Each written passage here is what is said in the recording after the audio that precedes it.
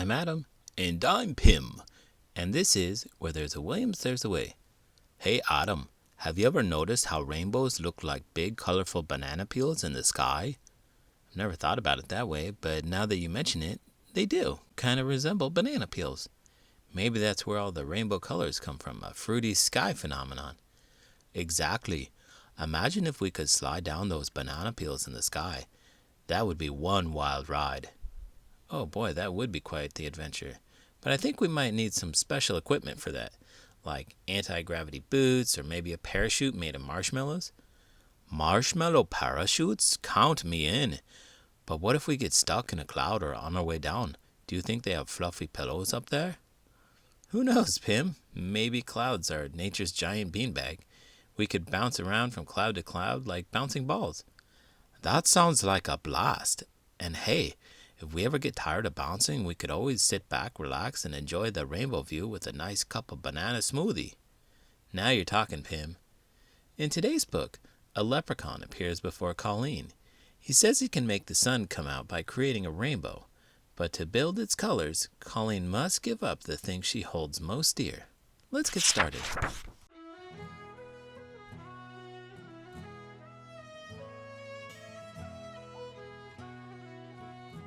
The Leprechaun Who Lost His Rainbow by Sean Callahan, illustrated by Nancy Cote. In the soft drizzle that was falling on St. Patrick's Day, Colleen wished her grandfather good luck. He gave her a piece of red licorice, her favorite candy, and then he was off to the parade to play the bagpipes. Her grandfather had told Colleen that the notes he and his bandmates played were like colors on the air, colors only your ears could see. "Playing music is like building a rainbow," he said. "A little man I once knew taught me that." Her mom and dad were going to watch the parade from the window, but Colleen sat on the porch, under her yellow umbrella. What if it rained so much that everyone went home and no one heard her grandfather's bagpipes? That would be a shame. His music was so beautiful and so sad it made people smile and cry at once. To pass the time, she played a song on her green penny whistle, which had tiny shamrocks printed on it. Her grandfather had brought it all the way from Ireland. It was her favorite thing in all the world, and she never let anybody touch it. When she finished the tune, she took a bite of her licorice. Just then, a little man appeared on the top step. He was a leprechaun.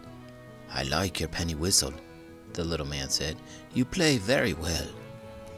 Colleen started to say thank you, when suddenly the leprechaun jumped into the air and took the licorice stick right out of her mouth. He dropped it into his hat. "Thank you," he said. "I'll be needing that, or my name's not Roy G. Biv. It's just the shade of red I'm looking for." Colleen was shocked. "What are you doing?" she shouted. "Give me my candy." The leprechaun frowned. "Your grandfather was much more helpful." "You know my grandfather?" Colleen asked. "Yes. We created a rainbow together back when he was a boy," Mr. Biv explained. Colleen was puzzled. Could this be the little man her grandfather talked about? Mr. Biv looked glum. "I've lost my rainbow again, and my gold is at the end of it. To be a leprechaun in good standing, I must have gold, so I need someone's help to build a rainbow." He paused. "That someone is you." Why are there so many colors in a rainbow? Couldn't they just make it simpler? Well, each color represents a different wavelength of light, and when you combine them all, you get a beautiful rainbow. But why not just have one color, like all black or all white? I guess that would be pretty boring, wouldn't it?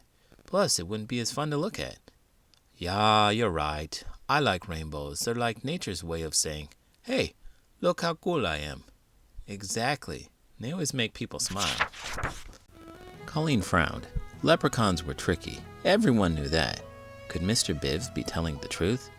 "Let me show you something," the leprechaun said. "Spin round with the hat and watch what happens." She twirled around, holding the hat. Suddenly, a streak of bright red, just the color of her licorice, sprang out of the hat, hung in the air for a moment, and then disappeared. Colleen was amazed. "See?" Mr. Biv said. "We're starting to make a rainbow. And if there's a rainbow, the sun will come out and shine on the parade." Colleen took a deep breath. "What do we do?" For every color, I need something that belongs to it. Something red, orange, yellow, green, blue, indigo, and violet. Colleen looked around. There was her new orange basketball. She hated to give it up, but she tossed it into Mr. Bibb's hat. Immediately an orange streak shot up. She gave him her yellow umbrella, yellow curved onto the orange. When her blue ribbons went in, a beautiful blue appeared. Next to go was her indigo headband, and finally her favorite violet scarf. Now there was a rainbow of colors coming out of the hat, but something was wrong.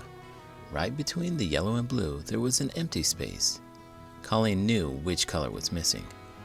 Yes, we need green, Mr. Bibb said, and not just any green, Colleen. It's a very hard color to find, which is why rainbows are so rare. It was raining harder. The parade goers were starting to leave. Colleen was nervous. What would the leprechaun want? You're going to have to make one more sacrifice, lass, Mr. Bibb said. I'm going to need your penny whistle with the shamrock on it. The green is the last perfect color I need for my rainbow. Hey, Adam, did you hear about the St. Patrick's Day parade getting rained out? Yeah, I heard about it. It's such a bummer. I was really looking forward to it. Don't worry. We can't let a little rain ruin our fun. We'll just have to come up with a plan to save the parade. Well, that's a great attitude, Pim. But how exactly do you propose we save a parade from the rain? Well, we could get a bunch of umbrellas and hand them out to everyone in the parade. That way they can stay dry while still marching and celebrating. Well, that's a good idea, Pim.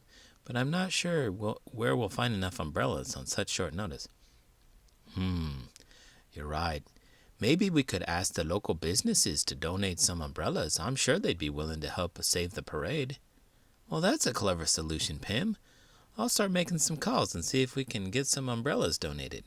In the meantime, maybe we can come up with a backup plan, just in case. Good thinking, Autumn.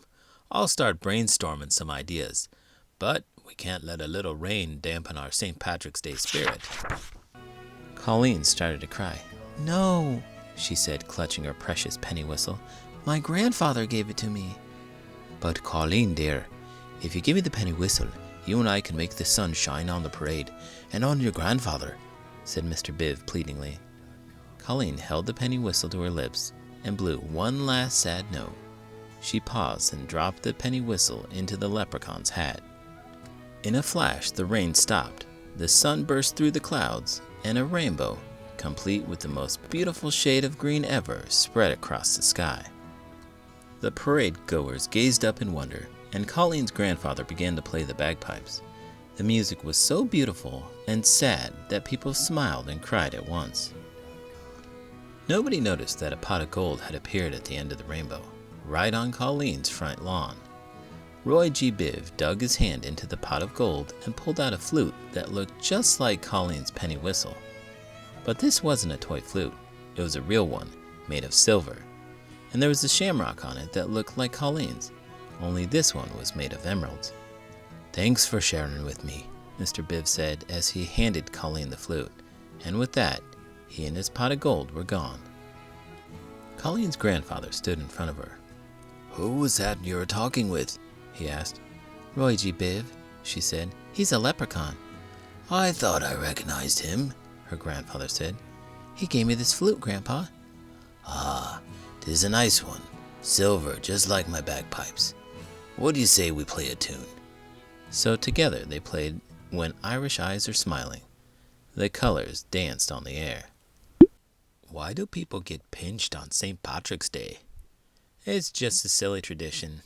If you're not wearing green, you might get pinched as a little joke. I don't have any green clothes. Do you think I'll get pinched? Well, you're a chimpanzee, so I don't think anyone will expect you to wear green. Whew, that's a relief. But wait, does that mean I can go around pinching people? No, Pim, you can't just go around pinching people. Aw, but it sounds like fun. Trust me, it's not a good idea. Let's just stick to enjoying the festivities, and maybe we can find some bananas painted green to celebrate it. Bananas painted green? Now that's something I can get behind. If you want to get behind this video, please give it a thumbs up and subscribe to the channel. I'm Adam. And I'm Pim. And this is Where There's a Williams, There's a Way. About rainbows. Have you ever seen a rainbow in the sky after a storm? Rainbows are rare and beautiful things in nature. They have always fascinated people. In the Bible, there's a rainbow in the story of Noah and the Great Flood. In that story, the rainbow appears after the flood as a symbol of God's love. In Irish folklore, leprechauns hide a pot of gold at the end of the rainbow, and in The Wizard of Oz, a magical land exists over the rainbow. While storytellers have loved rainbows, scientists have studied them too. Rainbows appear when sunlight passes through tiny drops of water in the air. Rainbows also appear for the same reason in soap bubbles and sprinkler spray on your lawn. Light looks colorless, but it's actually made up of many colors. When light passes through water, it is refracted, which means it's broken down into its basic colors. These 7 basic colors always appear in the same order: red, orange, yellow, green, blue, indigo, and violet. To help people remember the colors in the right order, a name was invented using the initials of the colors: Roy G. Biv. These days, however, some scientists say that there are only 6 colors in the rainbow because indigo is now thought to be just another shade of blue. Roy G. Biv, it just doesn't have that magical ring that a rainbow deserves, does it? Did you know, according to the American Meteorological Society, Hawaii is the best place in the world to see rainbows due to its mountains, rains, pollen, pollution, and waves.